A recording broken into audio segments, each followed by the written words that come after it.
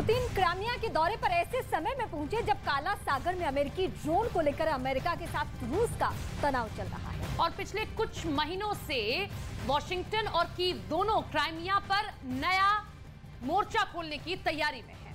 और देखिए, पश्चिमी मीडिया की बात करें तो वो इस बात का दावा कर चुका है कि अगर क्राइमिया हाथ से जाता दिखा तो पुतिन परमाणु ब्लास्ट कर सकते हैं।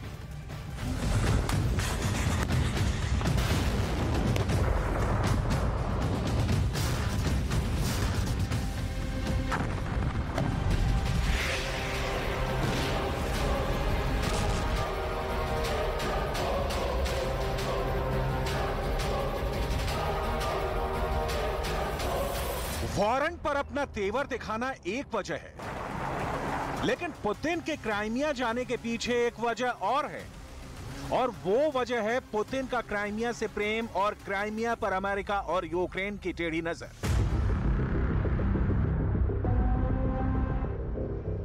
दरअसल पिछले कुछ महीनों से यूक्रेन के राष्ट्रपति से लेकर विदेश मंत्री तक क्राइमिया पर फिर से कब्जा हासिल करने की बात कह रहे हैं। अमेरिका भी ज़ेलेंस्की को क्राइमिया के लिए मदद का आश्वासन दे चुका है और उसका सार्वजनिक ऐलान भी कर चुका है।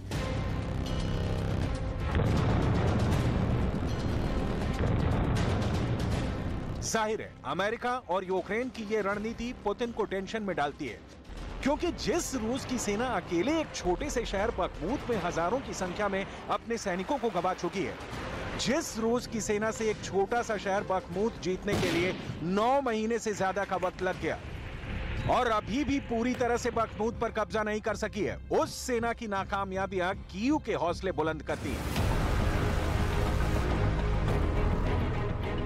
ज़ेलेंस्की को अमेरिका से हथियारों की नई खेप से भी बहुत उम्मीद है, और तो और काला सागर में ड्रोन वाले हादसे ने भी अमेरिका को क्राइमिया के लिए ज़ेलेंस्की की मदद करने की एक वजह दे दी है। जाहिर है माहौल ऐसा है कि पुतिन को लगता है कि अगला मोर्चा क्राइमिया में खुल सकता है।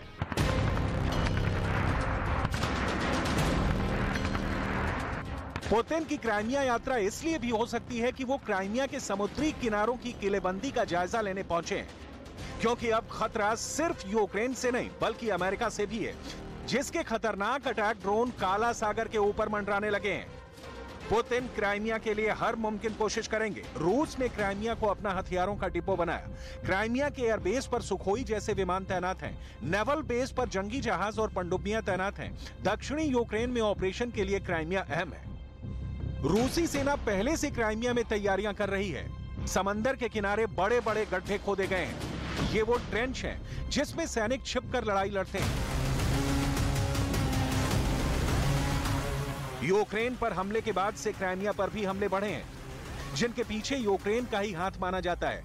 पिछले दिनों वहां के सेवेस्तोपोल नेवल बेस और एक एयरबेस पर अटैक होने की खबर सामने आई थी।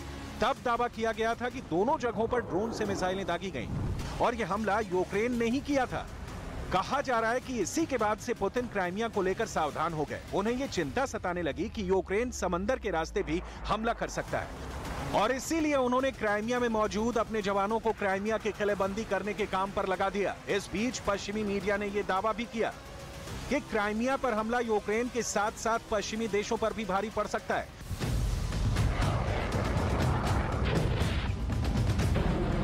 क्योंकि क्राइमिया पर हमला हुआ तो पुतिन गुस्से में परमाणु बम भी दाग सकते हैं, जिसकी धमकी वो अमेरिका और यूरोप के कई देशों को कई बार दे चुके हैं। लेकिन पश्चिमी मीडिया यह आशंका जता रहा है कि क्राइमिया पर हमला हुआ तो वो ऐसा करके दिखा भी देंगे, क्योंकि पुतिन का गुस्सा कर्च ब्रिज पर हमले के बाद पूरी दुनिया ने देखा था। यह ब्रिज रूस को क्राइमिया से जोड़ता है, जिसे पिछले साल धमाका करके उड़ाने की कोशिश की गई थी। कर्च ब्रिज पर हुए उस हमले के बाद पुतिन ने यूक्रेन के शहरों को मिसाइलों की मार से बेदम कर दिया था। पुतिन के लिए क्राइमिया उनके दिल का मामला है, और अगर क्राइमिया पर किसी ने टेढ़ी नजर की तो पुतिन किसी भी हद तक जा सकते हैं। यही बताने के लिए पुतिन क्राइमिया की यात्रा पर पहुंचे, जो इशारा है कि अगर क्राइमिया पर हमला होता है तो पुतिन आखिरी रास्ता अपना सकते हैं।